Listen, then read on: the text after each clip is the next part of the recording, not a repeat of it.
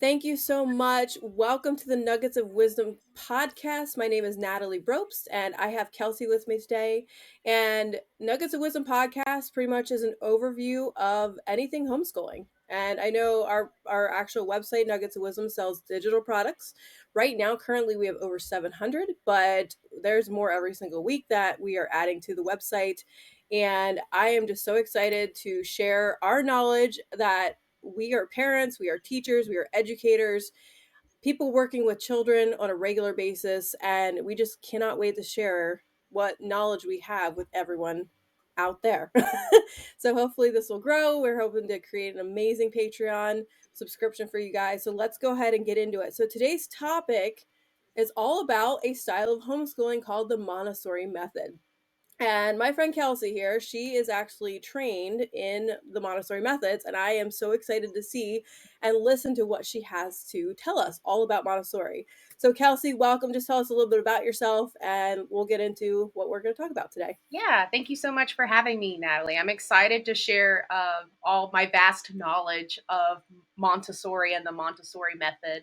So, really, the idea of Montessori comes from Dr. Maria Montessori, which, fun fact about her, she was actually the first Italian doctor, like in the 1800s. Like, it was unheard of for like a female to like be a doctor, Because culture back then do what? was so different. Culture was so different Right. back then, you know? Yeah, no, like when I had to like study the history of Dr. Maria Montessori, like the men, like there was mostly men like in her classes and they were like mocking her. Like, you want to be a But, doctor? yeah. So she was actually not really an educator at first. She was a doctor. And Yeah. she somehow, like through her studies, she was able to lead herself into actually a psychiatric hospital. Now, they Wow. used different terms, which I'm not going to share on here. You can Mm-hmm. guess they're kind of derogatory terms because, again, Yes. different time. Definitely. But she was in that hospital. But what she had realized, there were children there Mm-hmm. that were, they were like, oh, these are the children, they act, this way, they're known as like below average. But the Right. key thing for her was observation.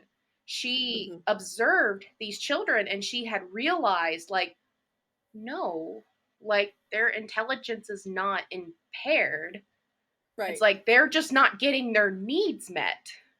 Which, Exactly. And think about it, back in mm-hmm. those days, right? That's unheard of, to be like, your needs are not getting met. Well, you that, know? I teach sign language, and, I've been interpreting for almost 20 years. I always in my classes teach the history of sign language. And Thomas Gallaudet, who found out that his neighbor could learn, who was deaf, Alice, and same concept, lived in the 1800s, and he ended up going to Europe to learn sign language and bring it back to America. And so that whole concept of, these kids that are just not quote unquote normal, Hmm. I say that in quotes because they are absolutely, they can do so many of the same things that everyone else can do. Right. It's just no one took the time back then to even try to care. Right. And society is such a different mental capacity Right. than what we had back then. So I completely understand what you're talking about. And it goes to beg the question, like, what are we still not doing today? Hmm. That even back then they were still hands off. If a mom didn't want her kid, oh, here, orphanage, take it. Right. Completely backwards Yeah. and absolutely wrong. So So, go ahead. yeah. So, obviously, she took those observations to really kind of dig in. And obviously, with her doctoring methods, she was able to get into some psychology as well and realize, okay, these children need to be learning these certain things. And they're obviously not getting that here. But obviously, one of her key observations was sensitive periods in children. Mm-hmm. Now, specifically, like especially for the children that she was observing, there were they were observing like really, really teeny tiny things, like super microscopic, and they were just like super focused on that. So she had considered like tiny objects as a sensitive period for like 0 to 3 year olds. And so those were And the type of children that she was mhm. observing, was realizing like movement was a sensitive period. Language was a sensitive period. Like, and obviously, language and movement are really key components for young Hmm. children to have a really thriving and successful learning experience. And it begs the question. I know that kids that are in foster care and adopted, and they go through trauma. Hmm. And something that they need to get the help. And I love it when parents, I mean, my cousin actually adopted a little girl from India, absolutely adorable. Priya is her name. And, there's just things that a child knows when they've been abandoned or they're in that situation where they do need therapeutic help so many times. And Maria came along, and what do doctors do? They help you feel better, and they're supposed to be the ones that are so knowledgeable about all this stuff and so many different cognitive and tactile and all these other learning things that, even though they're doctors. And Right. as a parent with 4 kids, I'm always, hey, Dr. So and so, our regular peds doctor, love her to pieces. What do you think about this? Have you heard of this? And she's an amazing physician where she actually goes and studies that's the true definition of a peds doctor. When you ask her questions, I'm her patient, my kids are her patients. And my son was a severe medical baby, almost died a couple times, and she did her homework. And Hmm. she was behind us 100%, 110% of the way.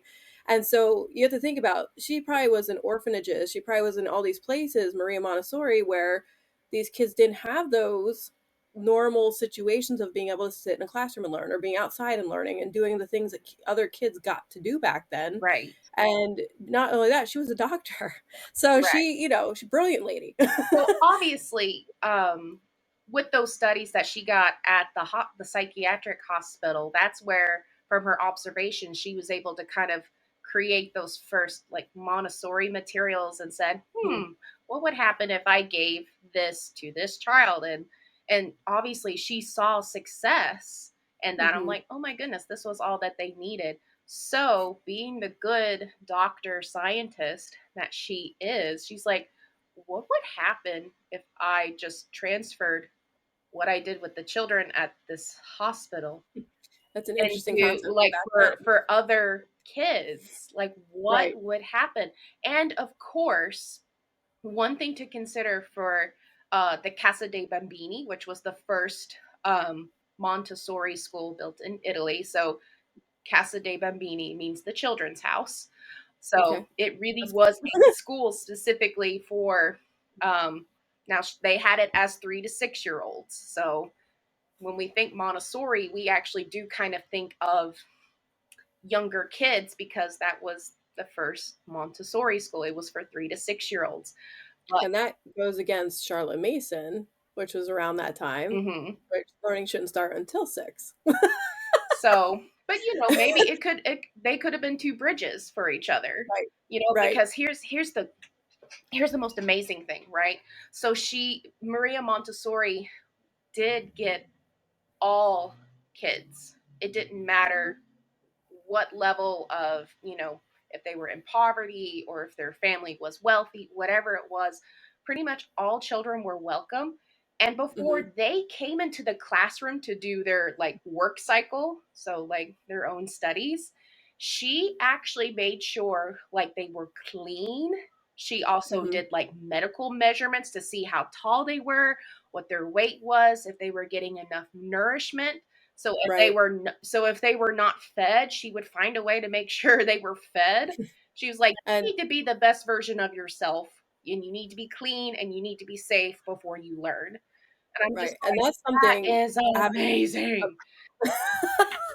yes, and that's something with having a medical kid. Philip, Mhm. my 6-year-old, he's 6 now, and he almost died a couple times, but he was severely allergic and anaphylactic to corn and like 9 other ingredients. And so because of that, there was hardly any formula on the market at the time that we could even give him when he was born. He's born anaphylactic to these things. Mhm. And I mean, he had hives from head to toe, and it was ridiculous. And so yeah, he was malnourished for a few years. I mean, he had what are called butterfly wings, is the back parts, of the bones in the back, Yeah. and they call them angel wings and butterfly wings because they stuck out so much.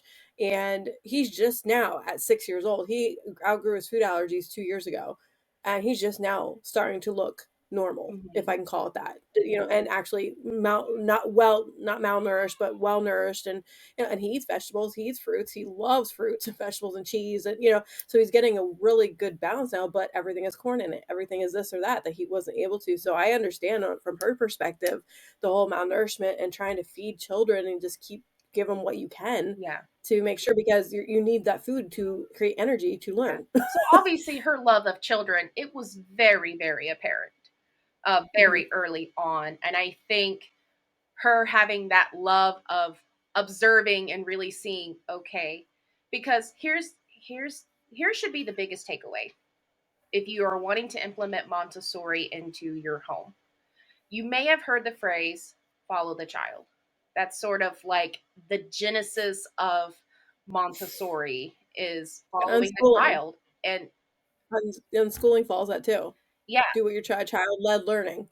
right. So obviously, it's not just, what are their Right. learning needs, but you also need to consider what are their emotional needs, what are their Mhm. physical needs, because here's the thing. And even spiritual, right? We We go through in so many different avenues Mhm. in the spiritual world too, sometimes depending on how you grow up, and so there's so many factors involved too. Right. There really are. So obviously you as the parent need to be on the other side and say, "Oh, that's why my child doesn't want to work on the golden beads or the stamp game because they're hungry."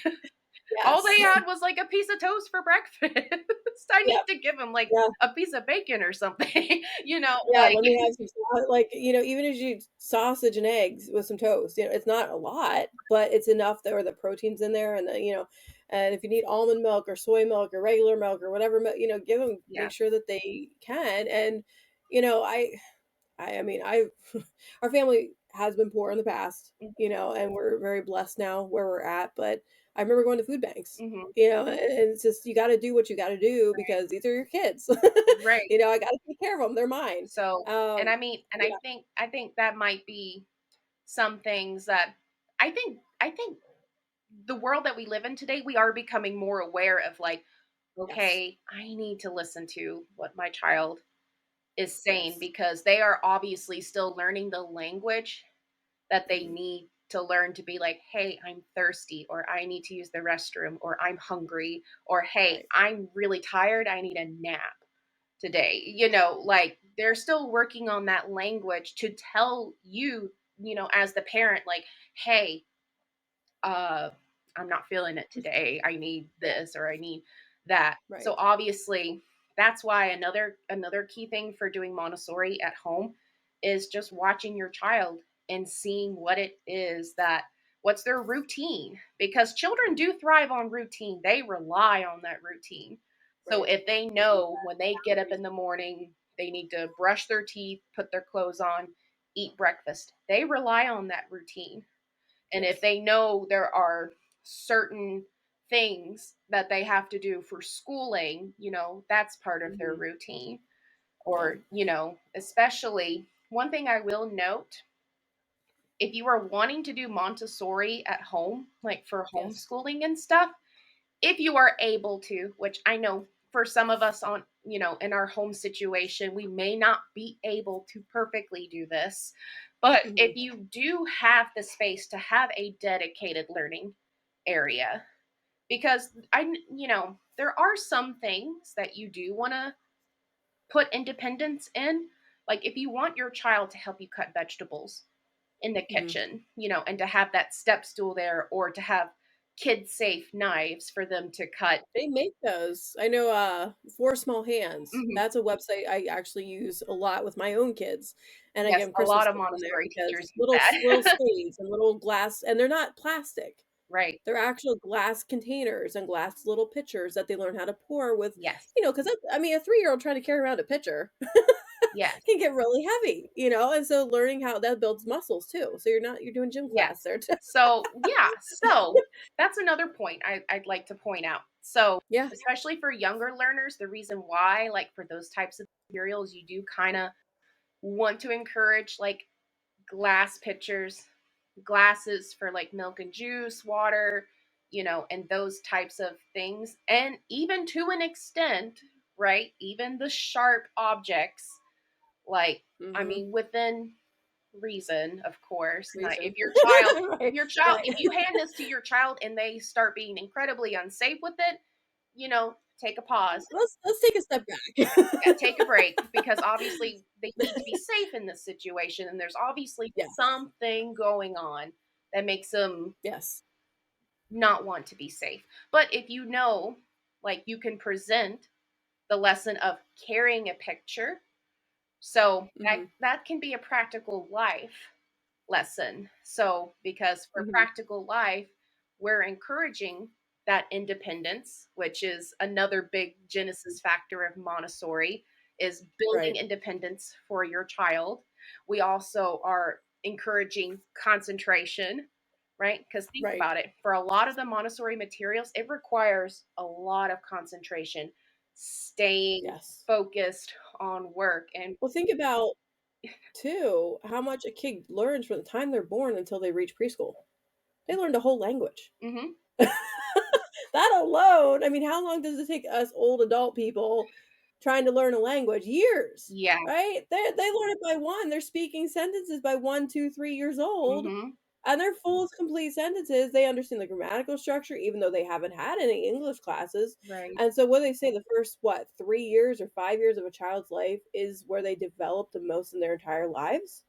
Isn't So, that yeah, language, which is one of the sensitive periods for the Montessori method. So, um, ideally, you may have heard like children absorb learning like a sponge, and I mean mhm. there's definitely Yes, truth.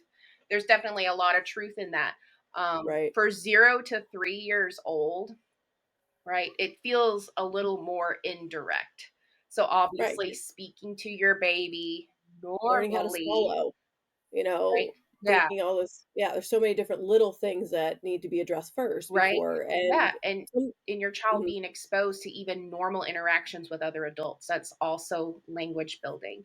Now, once yes, they get to the 3 to 6 year old, they're still in that sensitive period, but it's mhm, a refinement period. right, So it almost taking kind what of they like know. seals the deal on, like, all Yeah. right, I got this language thing. I got it.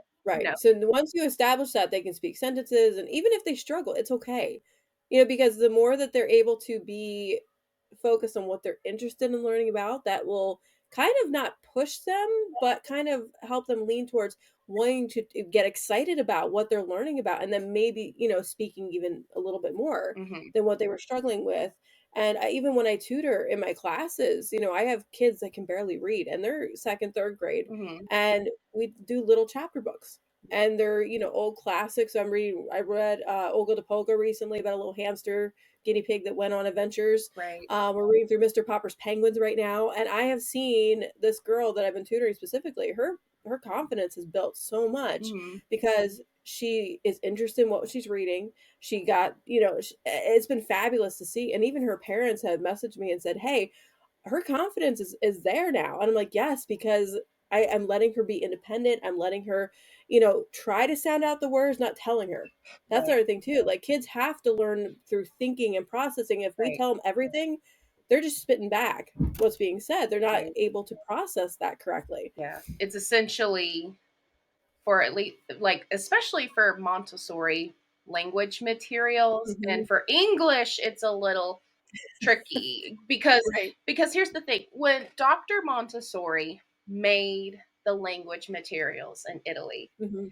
Italian is a very phonetic language. Yes. So all My daughter's they taken some need is, classes. yeah, all they need is the letters and the letter sounds, and they were writing and reading like no time. English is completely opposite of that. Yeah. So a lot of the Rules materials, following it against each other. Yeah, yeah, that's a lot crazy. of the language materials I had gotten in training, some of them I'm just like, if Maria Montessori was here in the States, United States, and she had, she did learn English too. Um, It's a so it's different like, if beast she though. was here having Yeah. to teach the English language to small children, how would Mhm. she go about it? And Right. And it's just like, because you got phonograms, you got blend words, and Right. then like for some Montessori teachers, they call sight words puzzle words or question words. Mhm. So, and it's Right. like, can we not just say sight words? They're kind of the same thing. Obviously, So it kind of lends into one of the points I wanted to ask was how do you implement Montessori through math and through English language arts and through science and through, so can you give me a broad overview maybe of here's what we do in math, here's what we do in ELA, here's what we do in science, history, geography, what are some ways that a mom who's brand new to homeschooling who has a 3 to 6 year old hmm can say, here's some methods, and I know Montessori goes past that. right. Montessori does go into the elementary levels and even up through high school as well, I believe, You right? can't, Or at least yes, there, right, you there's can things out can there. go all the way to your senior year and graduate Yep, as a Montessorian. Like that and is a possibility. It's almost unheard of.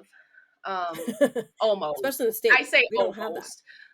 Right. Like I did observe at a Montessori school that was literally like 3 years old to 12th grade. And like Wow, I've actually never like heard of that, so children that's amazing. around my That's awesome. size, right? And they're just Yeah, going to their senior project classes. Like that's sort of what they're focusing for like high school is like project based. but they're not sitting in a classroom. They're not, and I hear that thrown out a lot. I think it's kinda ridiculous because I don't know. I have my own thoughts on public school and stuff like that. And I'm a homeschooling mom, but I was a bus driver in the public school system for hmm 6, 7 years. So I've learned some things. Right. My husband was a cafeteria manager in a middle school, and I talked to parents, and parents are leaving public school in droves. They really are, and they are wanting to homeschool. And everyone brings up certain curriculums, or how do I homeschool? How do I do this? Well, and always the writing. Have you noticed that parents always ask about the writing? Why is my kid not writing by 5 or 4? hmm I've even heard a 3-year-old being I said they're 3. hmm They're not even 3 years old. Let them play Right. and let them, focus on those things they're interested in through Play-Doh or, stickers or whatever else. Oh, and that's another thing too is rewards. hmm Why do we not reward in Montessori? What does it teach versus not teach when there's no rewards being given? But we need the reward stickers and we need no. So Yeah. how do you explain that? Rewards can be very, very dicey. Because obviously, like we we don't because when we're as adults, when we're over here like, yay, I called the doctor all by myself. Where's my sticker? Yeah. you know? Expectation, right? Realistic expectations of, okay, when you get a job, you're not getting a sticker for completing your work.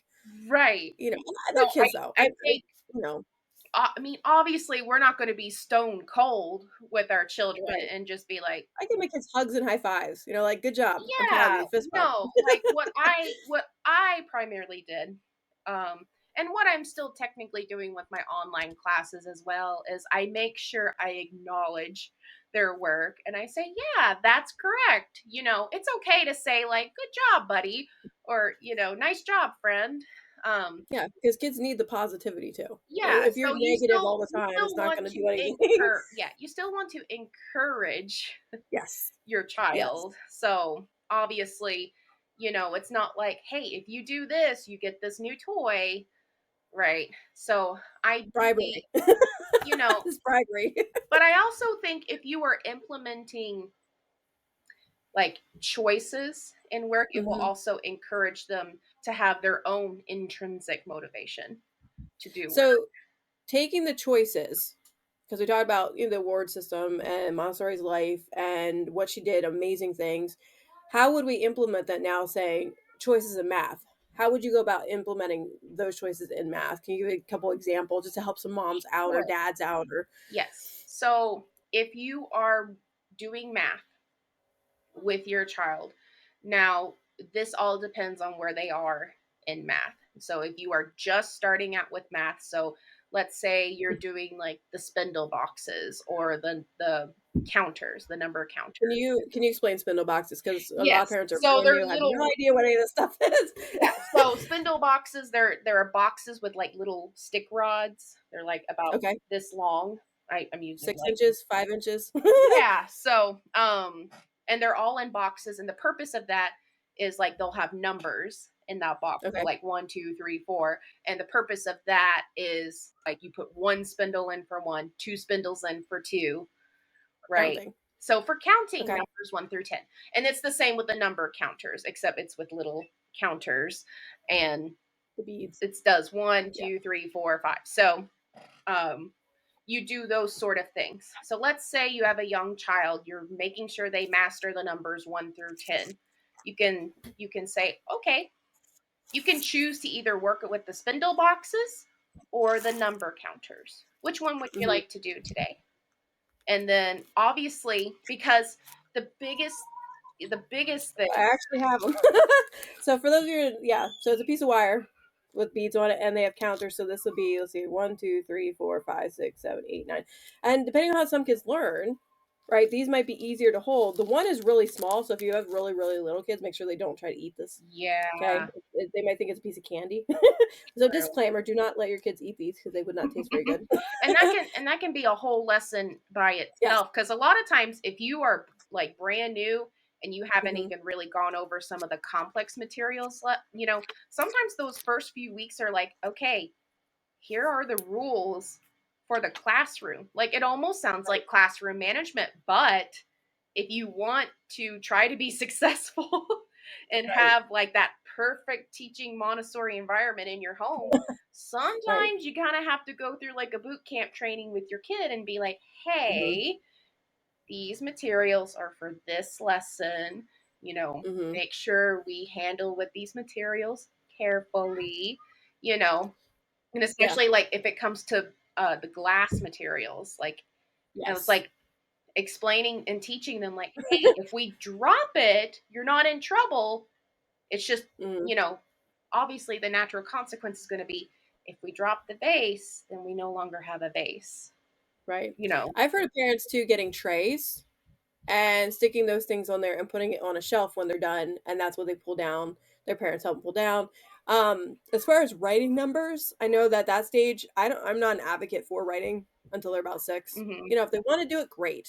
I like the sandboxes, little put some sand or rice or even flour, and they can trace with their finger. Yeah. And doesn't Montessori also provide pre-printed Yeah, so those manipulative would be things you called, can use? so we have sandpaper letters, which is for language, and then sandpaper numerals, which is for the numbers. Okay. And so that would be considered like the pre-writing work that Okay.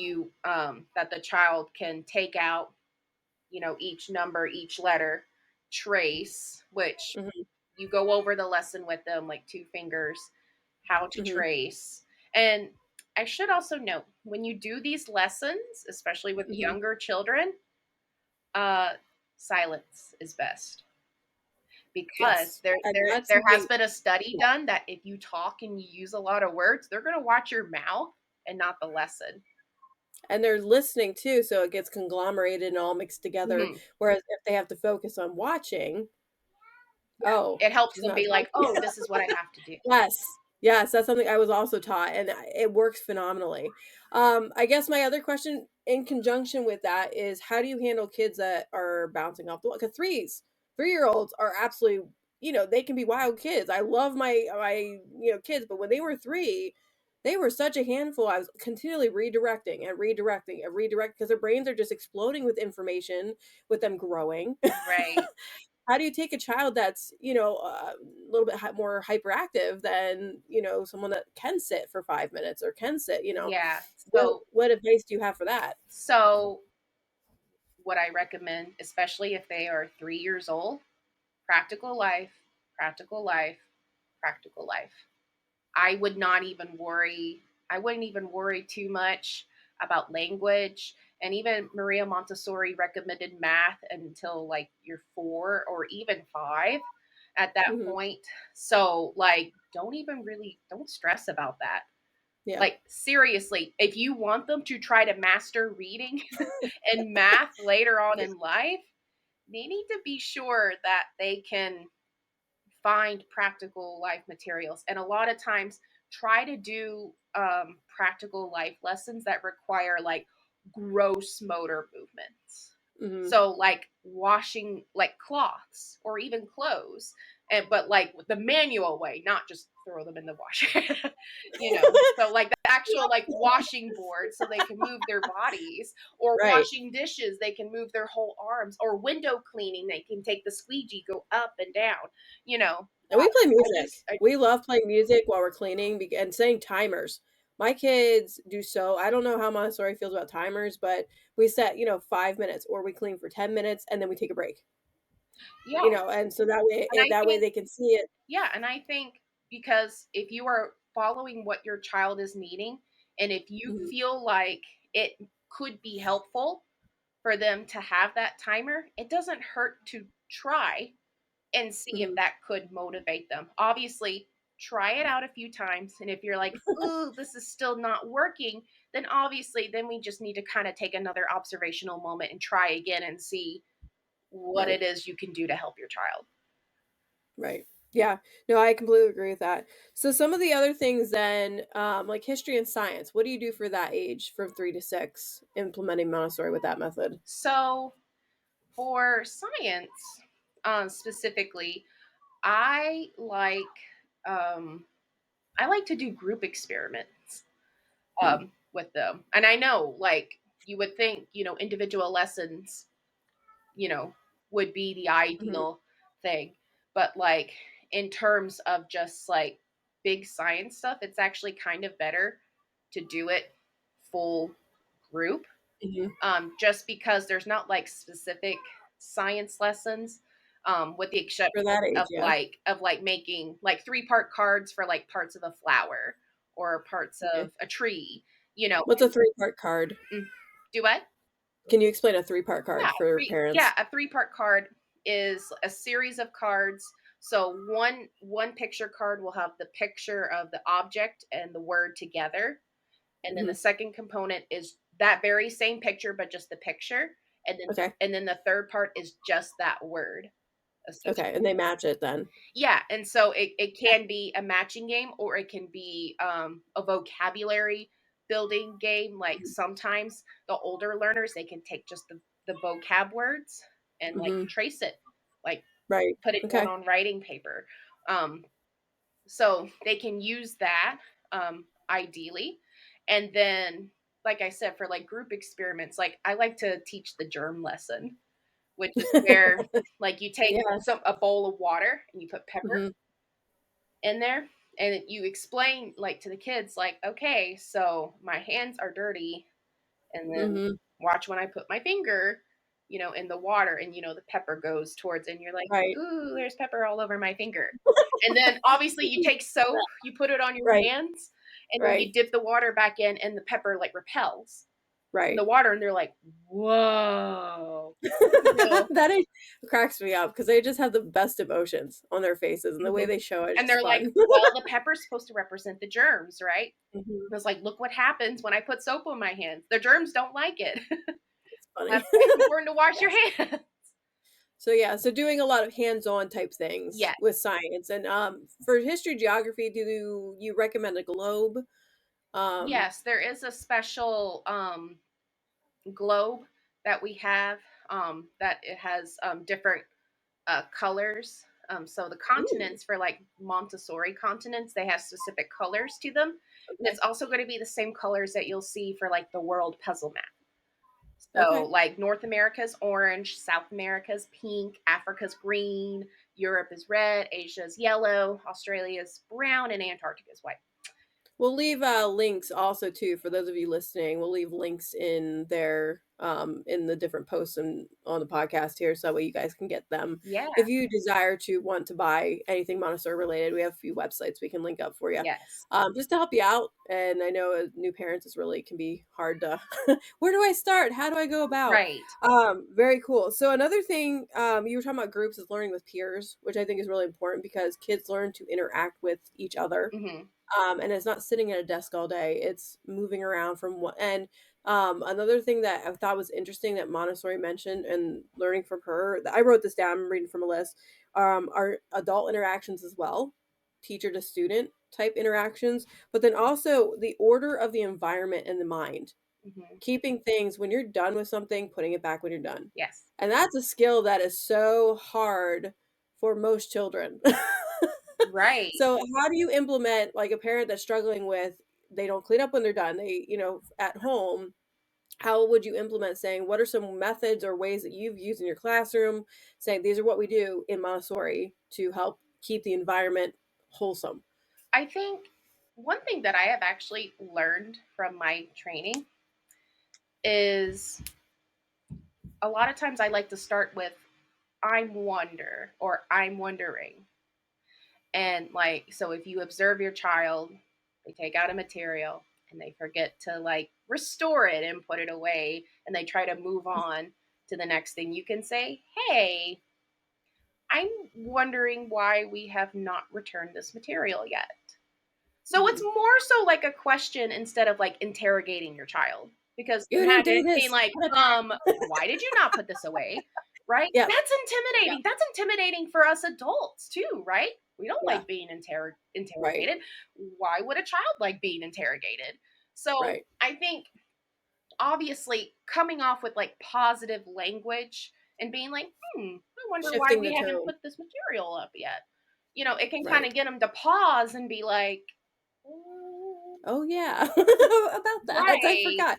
or And or even not getting frustrated too. It can be so hard as parents, and I know with my kids, with 4 of them running around the house and we homeschool, there's a pile of laundry that needs to be folded, there's this, there's that, and like, "Okay, you guys need to help me with this," and I've learned so much just from having that range now between my son just turned 11 last Sunday, down to 2 years old, and being able to implement those Montessori and Charlotte Mason methods. We kind of do a mix of both in our house, and keeping calm, because getting mad is not the way to go about doing things. I can tell you that right now. And right, I have learned so much yeah, in the last 11 years of having children, and keeping calm, yes, because we see things on TV, which gives a false pretense of how we're supposed to act a lot of times, and um, and these movies that are put out and stuff, and we have to remember that that's fake. That's not realistic reality. That is fake.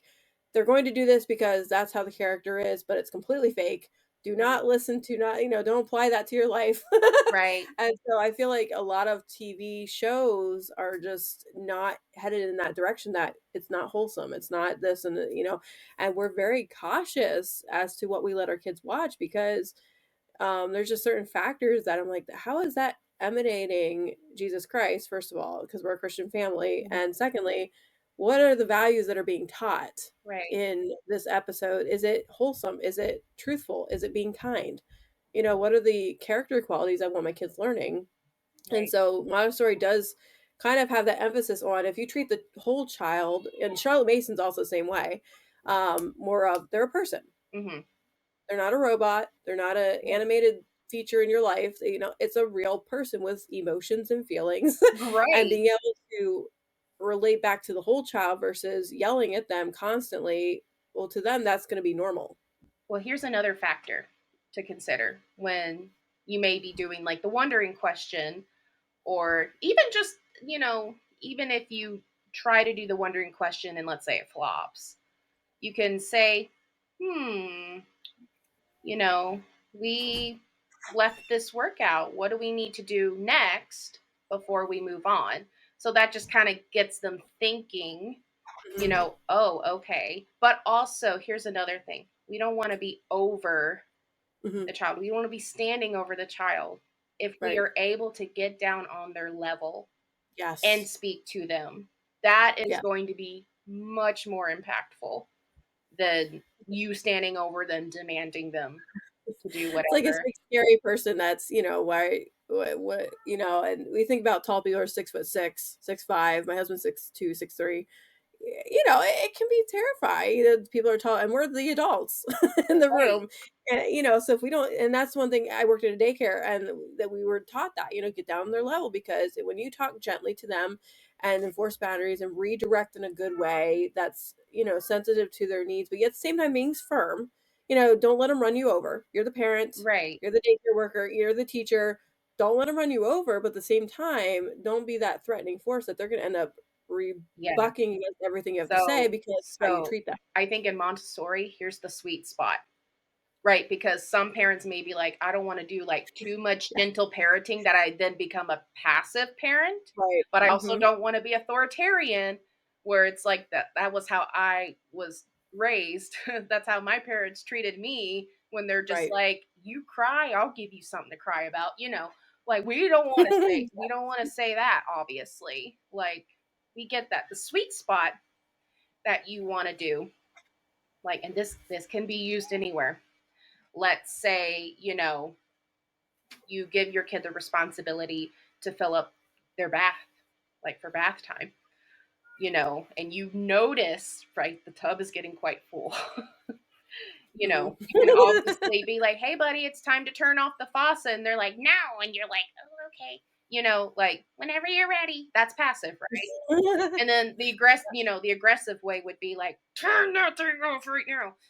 So the sweet spot would be like, hey, buddy, the faucet is running full. Would you like to turn it off or do you want me to help you turn that off for you? Yeah. Kind of Guided thing that, guided you know, reinforcement. it's like, I need you to turn this off or I'm going to have to turn it off for you. My water bill will not thank me later. Yeah. So, like, obviously, using that language of being like, hey, I'm asking you, you need to turn this off or I'm going to have to turn it off for you. Hmm. That can give Right. them that moment to be like, okay, I'll go turn it off.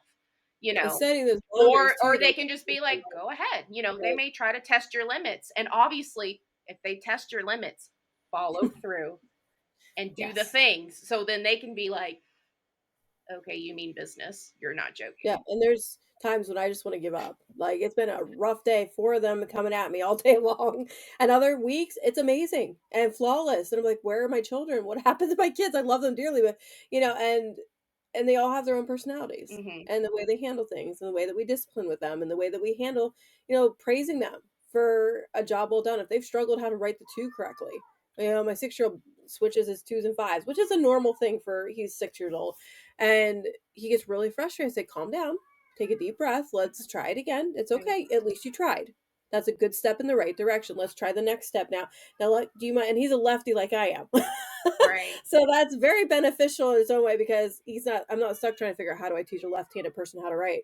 I've Right. been through that. I know what to expect. And so helping him like trace together and let's do this Hmm. way. And oh, okay, that makes more sense, mom. And it looks really good, bud. Good job. And then we move on, so that Right. positive reinforcement when they try goes for much further way than how come that's not right? Right. Well, because they're just learning it. And I when my two oldest were first born, I had to keep telling myself, these guys were born knowing absolutely nothing, and I have to teach them everything. Yeah, I They mean, go from if you think learning about it, 0.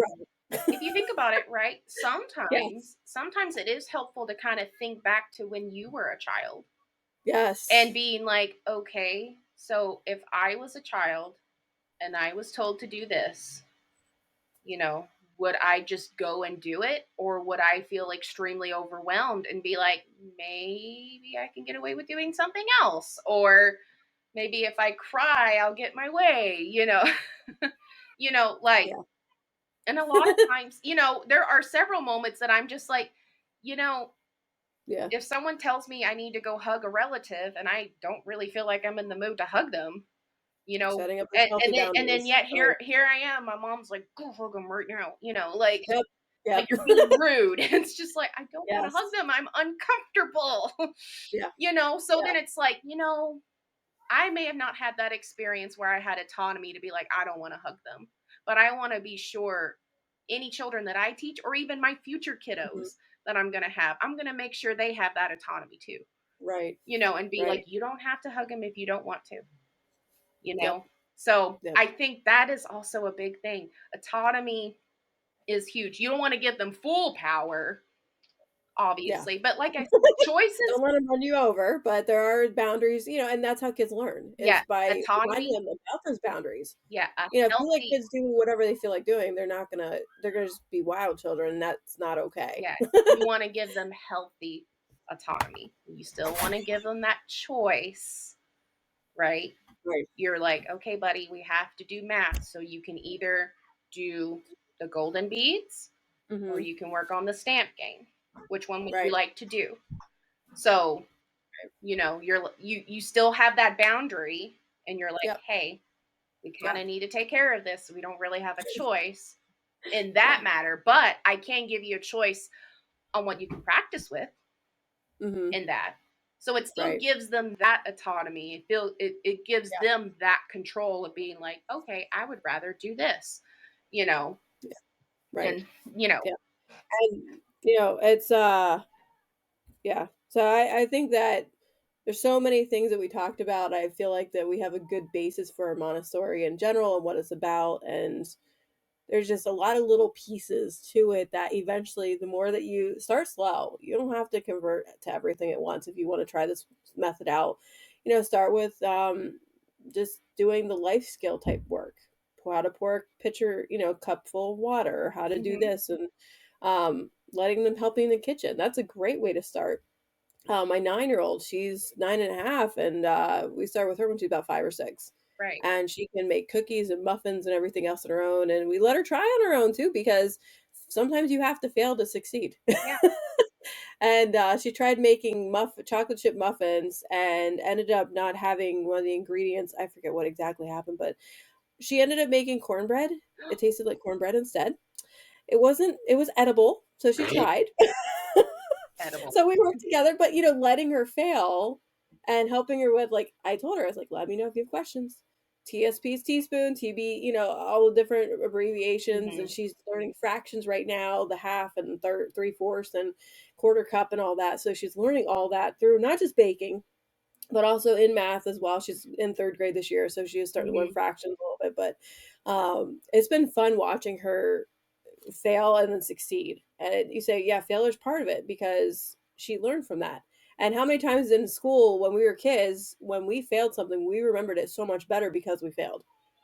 Yeah, And and sometimes you just have to let your kids fail. And that sounds horrible, but the reality is if we're just voicing everything to them, giving them everything on a plate, silver platter, they're not learning. but I They're think not thinking.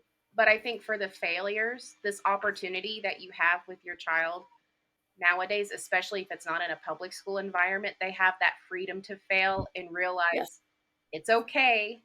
It's Yep. a learning experience and you move Yeah. on. Because I think a lot of us growing up, if we got that F on the test, or if we forgot to do a certain chore, We're in trouble. or we didn't make the Right. cheerleading team or the softball team or whatever, Right. like we pretty much got like the boot of it, like Yeah. from either our peers, our parents, our teachers, whoever, that it was a bad thing. It wasn't let's talk about why you got this wrong. It's why did you get this wrong? Well, Right. I don't know. I don't know why I got it wrong because I got it wrong. Right. And so, like, even growing up, Right. I really struggled in 4th grade. I got like C's and D's. Yep. And my mom Yep. was just like, why are you getting these grades? You're so much better than that. And it's just And like, help me. help me. You say this, but what? Like, How can you help it's me not like understand this I don't better? care. I'm Yeah. having trouble. Right. And you're Right. just telling me I need to do better. And I'm like, Yeah. how? Yeah. And so So that's why this is an opportunity, like, yes. to realize, hey, it's okay to make a mistake. This was a Hmm. learning experience. This is how we can do better next time. Exactly. And it's interesting seeing the growth and how quickly it happens when they do those things.